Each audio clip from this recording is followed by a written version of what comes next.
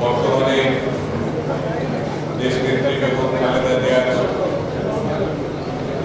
BNP চেয়ারপারসনের সম্মানিত উপদেষ্টা জননন্দিত বক্তা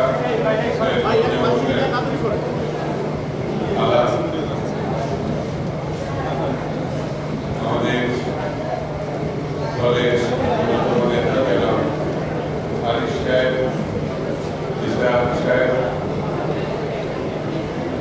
শিক্ষকদের নেতা জাকির সাহেব সহ সম্মানিত নেতৃবৃন্দ, প্রতিমন্ডলী এবং মিডিয়া বন্ধুরা, আসসালামু আলাইকুম।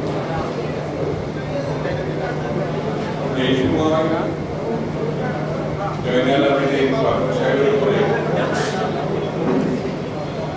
নির্মম এবং প্রশাসনিক হামলা হয়েছে।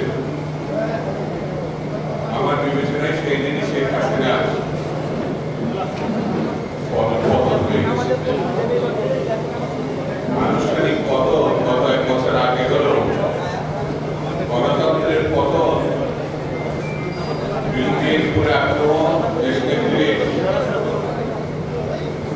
মামলা এবং তথাকথিত সাজা, বিএনপির অসংখ্য নেতা কর্মীকে মামলায় জড়িয়ে সাজা অথবা জেলখানায় আবদ্ধ করা, এইসব ঘটনার মধ্য দিয়ে আওয়ামী লীগের রাজনীতির জড়তা প্রকাশিত হয়েছে। শেখ হাসিনা বিভিন্ন দলের উপর আক্রমণ করে নৃশংসতা করে তিনি মনে করেছিলেন বিএনপি বোধহয় আর কখনো, তিনি বলেছেন বিএনপি আর কখনো দাঁড়াতে পারবে না, বিশেষ হয়ে গেছে। কিন্তু জনগণের মার্চ, দুনিয়ার পাশ,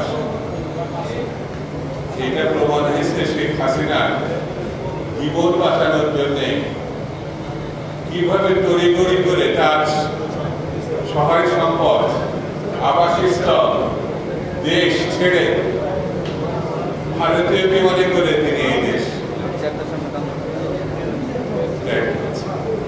এখনো দেশের বাইরে। জনগণের মায় কেমন এই পরিবারটা, শেখ হাসিনা এবং শেখ পরিবারটা